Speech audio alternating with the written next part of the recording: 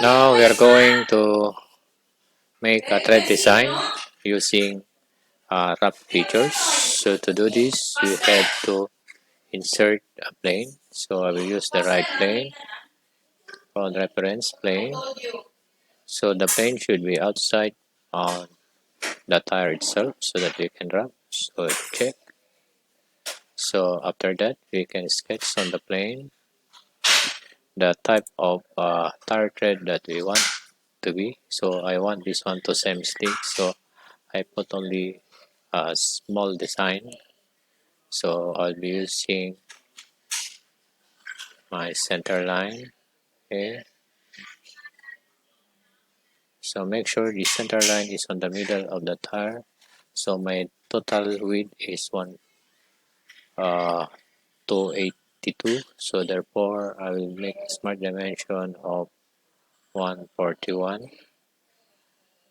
Okay, 141 and now I'm going to draw my tire tread design. So I want a spline.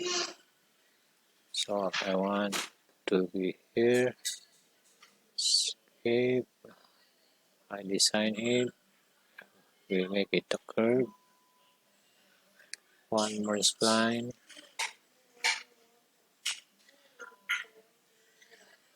And then we adjust. Okay, so we make one more the curve to be more. Alright. And then after that we select this sketch and then we mirror using this. Oh, only one. Select. Okay, check. Alright, this is my toe spline. And then let's say I want one line on the middle.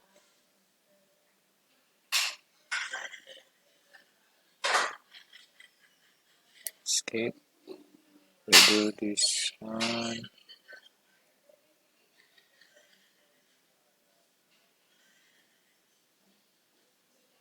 Alright. So I just mirror to make the other side. So mirror this one. Then this line. Check. Alright. So if this is my design of my thread, tire thread, we can now go close this sketch and then we go pictures. Okay. Wrap. Then we select the surface of the tire. So either we want emboss or deboss. So for this time, I want deboss. Okay.